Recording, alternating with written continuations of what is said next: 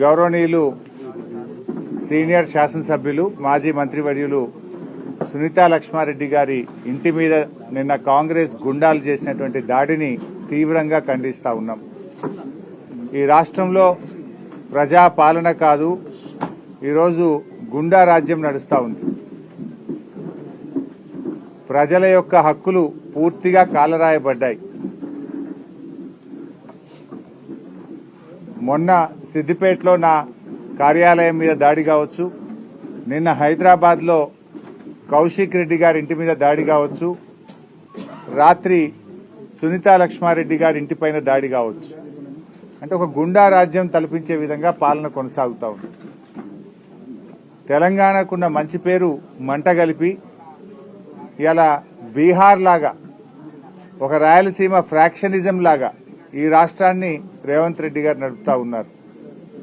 నిన్న సునీతా లక్ష్మారెడ్డి గారి మీద జరిగిన దాడి అది కాంగ్రెస్ నాయకత్వ ప్రోత్సాహంతో జరిగిన దాడి. ఈ నియోజకవర్గ కాంగ్రెస్ నాయకులు కావచ్చు, రేవంత్ రెడ్డి గారు మాట్లాడే మాటలు, ఆయన రెచ్చగొట్టే విధానాల వల్ల జరిగినటువంటి దాడిగానే బీఆర్ఎస్ పార్టీ చూస్తుంది. ఇంట్లో నిన్న ఎమ్మెల్యే గారు లేరు. అర్ధరాత్రి పూట ఇటువైపు అసలు వినాయకుడిని ర్యాలీ తీసే సందర్భం గతంలో ఎప్పుడూ లేదు. ఉద్దేశపూర్వకంగా దాడి చేయాలనేటువంటి సంకల్పంతోనే వాళ్ళు ఇటువైపు ర్యాలీని తీసుకొచ్చి మరి ఇంటి మీద పటాకులు కాల్చడము, ఇంట్లోకి పటాకాయల్ని విసిరేయడము, ఇంట్లో చొరబడి ఇంట్లో ఉన్న పిల్లల మీద దాడి చేయడం జరిగింది. నేను ఇప్పుడే ఎస్పీ గారితో మాట్లాడాను, ఐజీ చంద్రశేఖర్ రెడ్డి గారితో మాట్లాడాను. వెంటనే కాంగ్రెస్ గుండాలను అరెస్ట్ చేయాలని చెప్పి డిమాండ్ చేయడం జరిగింది. వీడియోలు చాలా స్పష్టంగా కనబడతా ఉన్నాయి.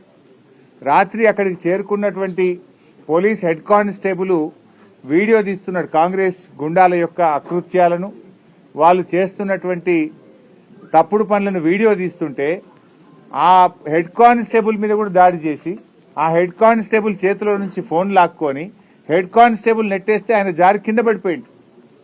మరి ఒక విధులు నిర్వహిస్తున్న పోలీస్ కానిస్టేబుల్ మీద కాంగ్రెస్ గుండాలు దాడి చేస్తే ఆ హెడ్ కానిస్టేబుల్ తో పిటిషన్ తీసుకొని సూమోటో కింద 307 కేసు పెట్టాలి కదా.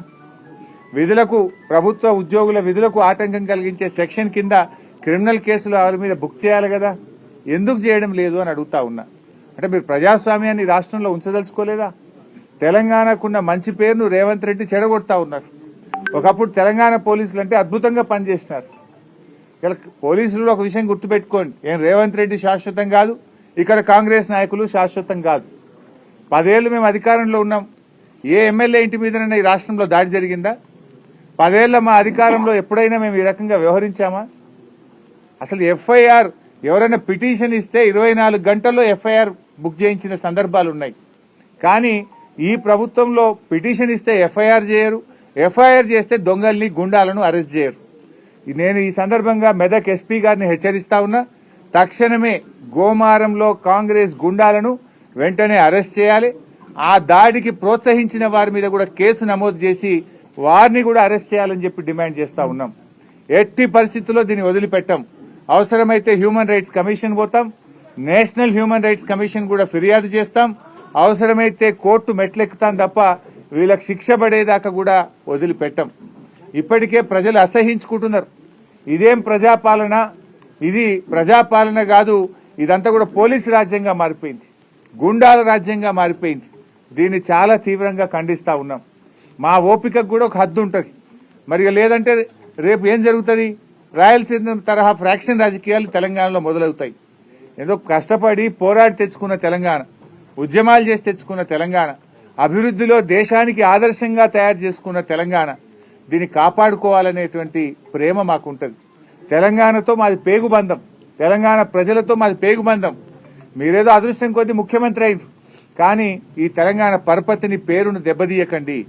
లా అండ్ ఆర్డర్ మెయింటైన్ చేయండి, తప్పు చేసిన వారిని శిక్షించండి.